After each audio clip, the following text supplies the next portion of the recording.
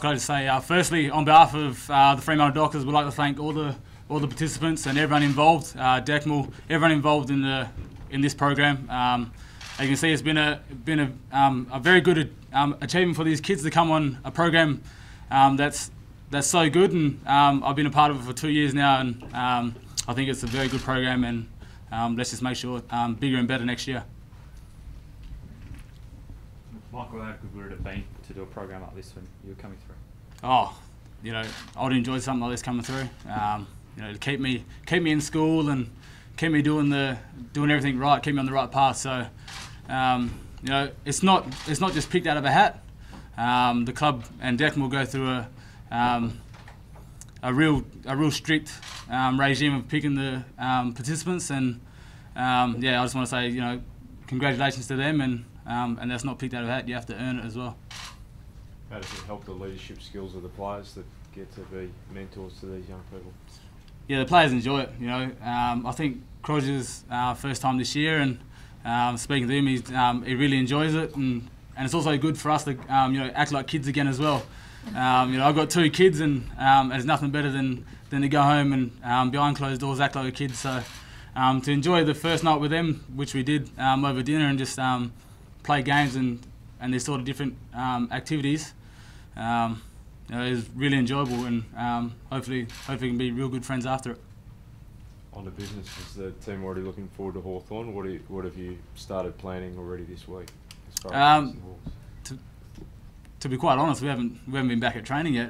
We had 2 days off because we play on Sunday, so I'm pretty sure tomorrow Ross's meeting is going to be pretty strict on Hawthorn, and review our game first, see where we need to improve on. Every game's not perfect, but as I said in Ross's meeting, he'll find something to take a shot at us about. Another good opportunity to test yourselves against them, given you guys have built up a pretty good rivalry over the last few years. Yeah, it is. I've said before, and Ross has said before as well, Hawthorn are the benchmark of the competition, and everyone has to try and get as good as them. Premiership side and 2-time premiership side, and they have a lot of quality players. You see Cyril, the defenders don't have to give him much, and he gets away with 5 goals wherever he kicks. So there's heaps of players in that team that can do the same, and they all have dangerous left foots as well.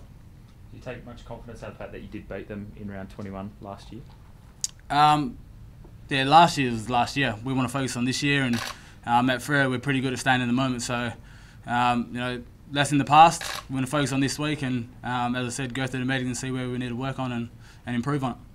Michael, the last month, Hawthorn have kicked 100 points in each of their 4 games. Obviously, your backline's a little bit depleted at the moment. How do you go about stopping Hawthorn with such a powerful attack? We just need to go in and play our game.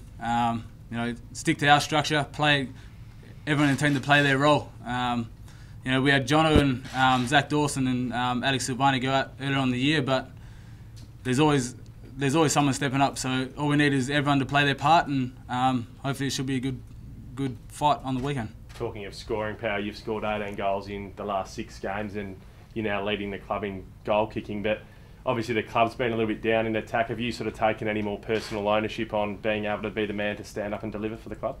Well, for me, I'm just happy to play each week, and it's not only me and the team. You got boys in the midfield who still have to win the ball to get it to us. I won't kick them goals if it's not coming down into the forward line, and Bellas and Pav and Maney fierce at tackling. So without them boys, there's no chance I'm going to kick the 18 goals or whatever it was. I don't really keep count, but you said 18 goals, so without them I wouldn't kick them. You're obviously looking as though you're enjoying your football at the moment, though, and it probably helps when you are getting on the scoreboard. Yeah, it does help. It's always good to kick a few goals and celebrate every now and then, but as I said, I always go back to me playing my role and me doing what I have to do to help the side. You guys have played 5 games pretty much in wet weather. What are the overarching lessons you've learned from playing in the wet? Probably the main one for me is just for everyone just to get it forward.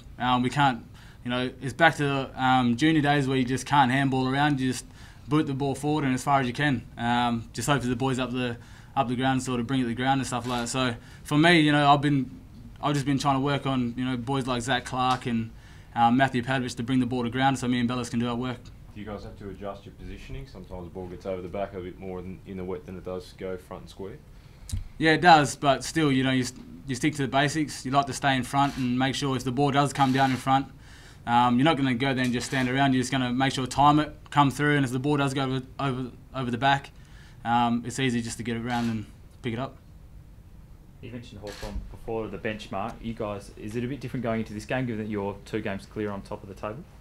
No, it's not really a difference. We just want to, I always seem to go back to it, play our role, and make sure whoever comes in and plays this week sticks to the basics. And we study our opposition pretty strictly. So we know Hawthorn is dangerous, and we just want to go down there and try and shut them down as much as we can. What about playing in Tassie? You guys haven't beaten the Hawks down there.